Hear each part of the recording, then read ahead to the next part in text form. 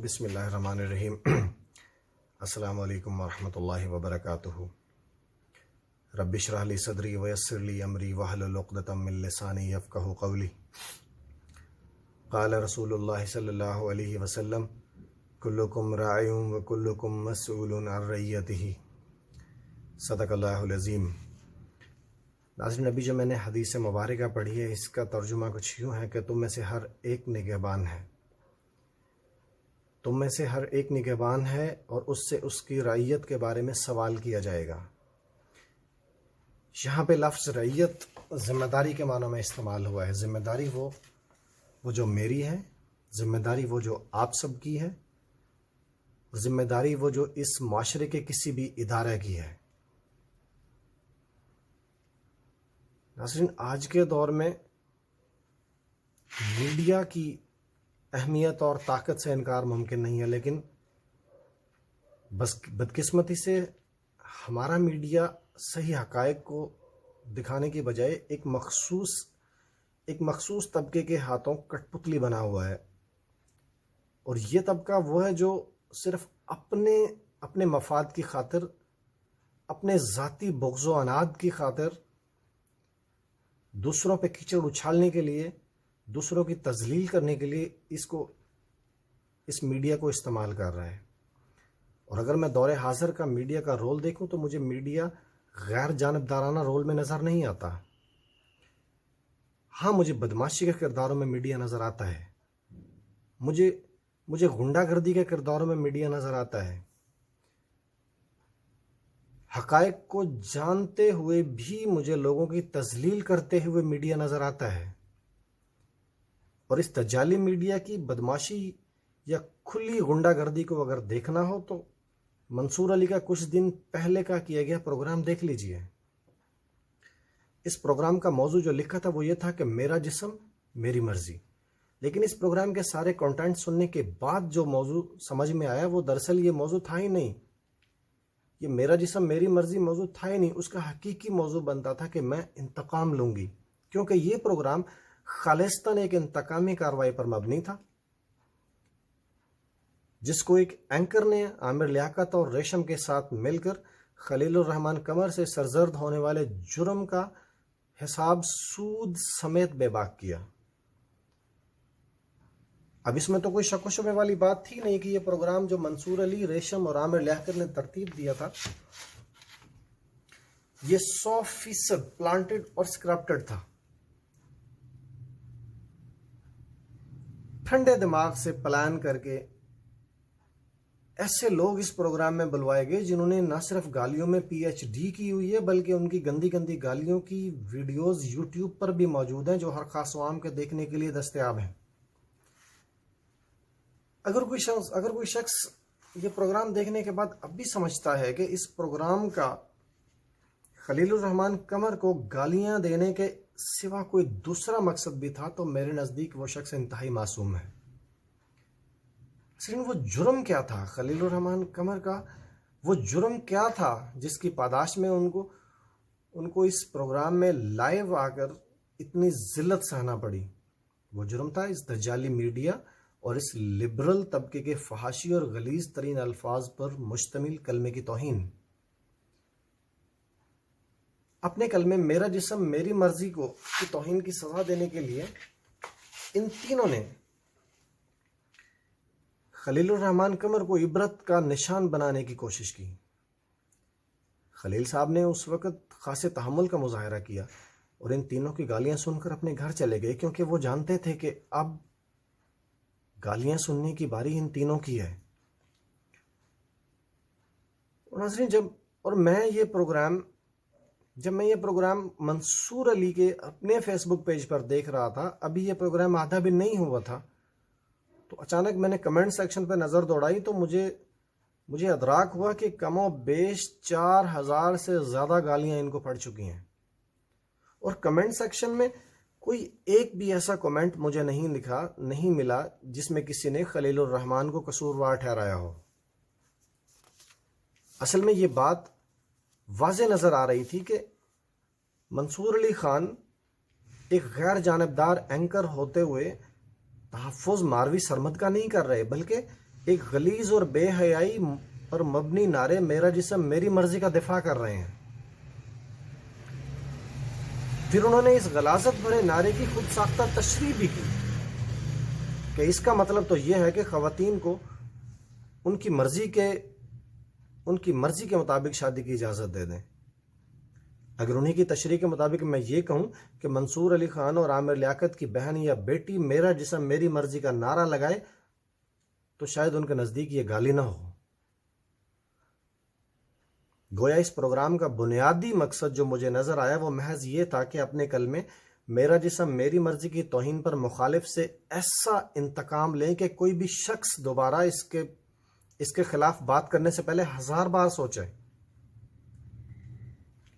नाज़रीन, ये सारा प्रोग्राम देखने के बाद मैं मजबूर हो गया कि ये खलीलुर रहमान साहब ये क्या चीज़ है, ये कैसे मर्द हैं जिनके खिलाफ एक मखसूस तबके की तरफ से यकायक तूफान बदतमीजी खड़ा हो गया। तो फिर मेरी नज़र मोहतरमा बानो कुदसिया के लिखे हुए एक मजमून पर पड़ी जिसको पढ़ के मुझे मर्द को समझने में थोड़ा मदद मिली कि जब औरत पैदा होती है तो ये मर्द ही है जो उसके कान में अजान देता है, ये मर्द ही होता है जो उसे बाप की शक्ल में सीने से लगाता है, ये मर्द ही होता है जो भाई के रूप में उसे तहफ़्फ़ुज़ देता है, ये मर्द ही होता है जो शोहर के रूप में उसे मोहब्बत देता है, उसके नाज नखरे उठाता है, और ये मर्द ही होता है जो बेटे के रूप में उसके कदमों तले अपनी जन्नत तलाश करता है। और नाजरीन, जब यही औरत जब मरती है तो उसका जनाजा उठाने और पढ़ाने वाला भी मर्द ही होता है, और ये भी मर्द ही होता है कि जो उसको लहद में उतारता है। हाँ, एक बात जो मुझे समझ में आई कि ये हवस की निगाह रखता है, ये बहुत हवस की निगाह रखता है, और ये हवस बढ़ते बढ़ते इस हद तक बढ़ जाती है कि अम्मा हाजरा की सुन्नत पर अमल करते हुए इस मर्द को सफ़ा और मरवा के दरमियान सही तक ले जाती है। उसी औरत की पुकार पर वो मर्द सिंध पहुंचता है और उसी औरत की खातिर वो मर्द अंदलस फतह कर लेता है। लेकिन बेबस भी दुनिया में सबसे ज्यादा मर्द ही है। मैंने मर्द की बेबसी तब महसूस की जब मेरे वालिद एक नादीदा बीमारी के खिलाफ जंग लड़ रहे थे। उन्हें सेहतियाब होने से ज्यादा इस बात की फिक्र लाहक थी कि जो कुछ उन्होंने अपने बच्चों के लिए बचाया था वो उनकी बीमारी में खर्च हो गया, तो उनके बाद हमारा क्या होगा। मैंने मर्द की कुर्बानी तब देखी जब बाजार में ईद की शॉपिंग करने आई फैमिली को देखा जिनके हाथ में शॉपिंग बैग्स के ढेर थे, और बीवी शौहर से कह रही थी कि मेरी और बच्चों की खरीदारी तो पूरी हो गई है, आपने अपने लिए कुर्ता तो ले लिया है, अब एक ढंग की चप्पल भी ले लें। तो फौरन जवाब आया, जरूरत ही नहीं, पिछले साल वाली कौन सी रोज पहनी है जो खराब हो गई होगी, तुम देख लो और क्या लेना है। बाद में अकेले आकर इस रश में कुछ ले नहीं पाओगी, अभी मैं साथ हूं, जो लेना है तुम ले लो। मैंने मर्द का इशार तब महसूस किया जब वो अपनी बीवी बच्चों के लिए कुछ लाया तो अपनी बहन और अपनी मां के लिए भी तोहफा लाया।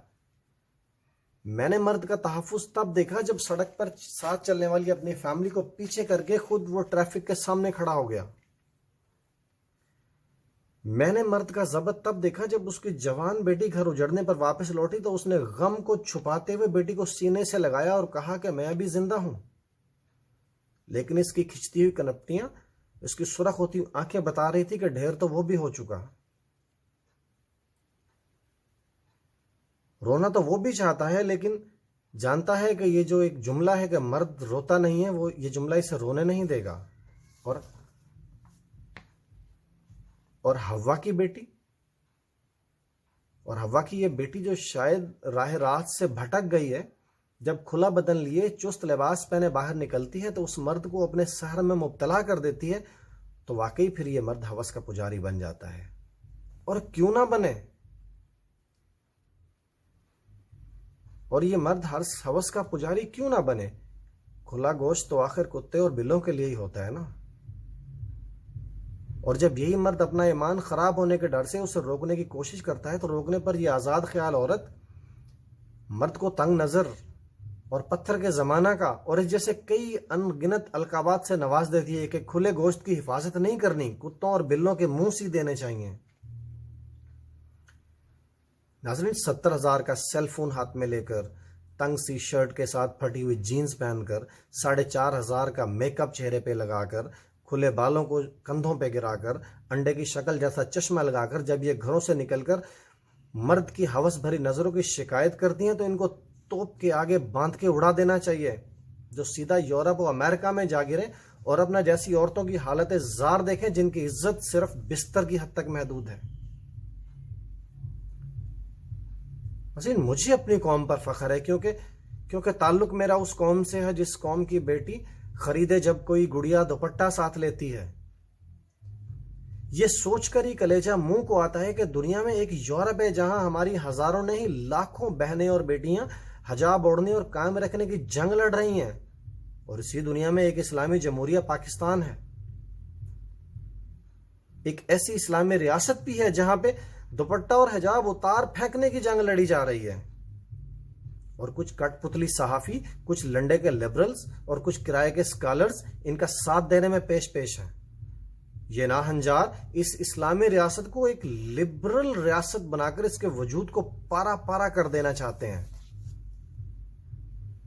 अब चलते हैं औरत के हकूक की तरफ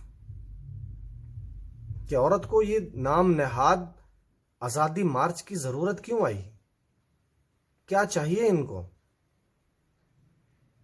इस्लाम ने तो औरत को मार्च करवाए बगैर विरासत, शहादत, शादी में कबूल इनकार, नान नकफा, नासाजी तबीयत में हकूकुल्लाह और हकूकुल इबाद से रुखसत, वोट, मलकियत, जोजियत, खिला, इद्दत, उजरत, नौकरी, कारोबार, इज्जत, इबादत, खरीदो फरोख्त और प्राइवेसी के सारे हकूक दे दिए हैं। कोई एक हक मुझे बताएं, कोई एक चीज ऐसी कहीं से भी ढूंढ के लाएं कि जो ये साबित करती हो कि इस्लाम ने औरत को ये फला हक नहीं दिया जिसकी खातर अब ये ढोंग रचाया जाएगा। क्या तुम भूल गई मेरे नबी सल्लल्लाहु अलैहि वसल्लम की बेटी फातिमा बिनते मोहम्मद को, जिन्होंने अपने वसाल से पहले क्या तलकीन फरमाई कि मेरा जनाजा इतने पर्दों में लेके जाना कि कोई पहचान ना सके कि जनाजा फातिमा बिनते मोहम्मद का है। आज तुम अपने हिजाब को नोच फेंकने और अपने आप को बेपर्दा करने की जंग लड़ रही हो, रोजे क़यामत क्या मुंह लेकर जाओगी। असल में ये जो मोमबत्ती आंटियां, इनको खवातीन कहना दरअसल खवातीन की अपनी तौहीन है। ये जो मोमबत्ती आंटियां बड़े जोरों शोर से फहाशी, बेहयाई पर मबनी नाम नेहाद आज़ादी मार्च की हिमायत कर रही हैं। इन अनपढ़, जाहिल और बेवकूफ़ आंटियों से सिर्फ इतना अर्ज करता चलो कि आप बिल्कुल अकल से आ रही हैं, क्योंकि आप उस मर्द की जात से जंग कर रही हैं जो आपकी इज्जत करता है, जो चाहता है कि आप दरिंदों का निवाला ना बने। आप इसलिए उनसे लड़ाई कर रही है कि वो आपको आजाद कर दें ताकि आप खुद अपने आप को अपनी मर्जी से उन गलीज भेड़ियों के सामने आगे डाल दें ताकि वो आपको नोच खाएं। और कोई शरीफ मर्द आपको बचाने ना आए, क्योंकि जिस्म तो आपका है, उस मर्द का तो नहीं है, वो क्यों बचाने आएगा। दूसरा, अगर यही आजादी है कि जिसमें औरत का अपने जिस्म पर इतना भी हक नहीं कि वो लोगों की हवस भरी नजरों और गलीज हाथों से बचा सके, तो आपको उसी मर्द की कैद में रहने को तरजीह देना चाहिए जिसमें आपको सिर्फ वो मर्द छुए जिसको आप दिल से पसंद करो,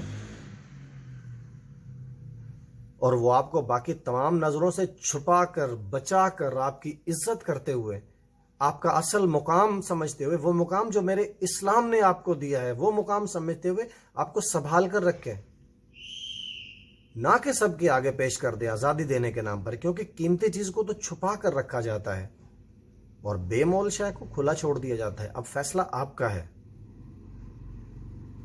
कि आप खुद को कीमती चीज समझती हैं या फिर कोई गैर अहम, कोई बेमोल शय। एक बात याद रखें, औरत अगर मां है तो जन्नत है, बहन है तो इज्जत है, बेटी है तो शहजादी है, अगर बीवी है तो मलका है, लेकिन औरत अगर मारवी सरमद है तो माशरे के लिए गलाजत है, नासूर है। और आखिर में मेरी सब गैरतमंद भाइयों से गुजारिश है कि आप भी औरत मार्च का हिस्सा बने, लेकिन आपके एक हाथ में डंडा हो और दूसरे हाथ में बैनर हो जिस पर लिखा हो कि मेरा डंडा मेरी मर्जी। अगर मेरे इस पैगाम से मुत्तफिक हैं तो खुदारा इस वीडियो को ज़्यादा से ज़्यादा शेयर करें और इस नाम नहाद आज़ादी और औरत मार्च की आड़ में फैलने वाली गलाजत और बेहयाई को रोकने में अपना किरदार अदा करें। अल्लाह हम सबका हामी और नासिर हो।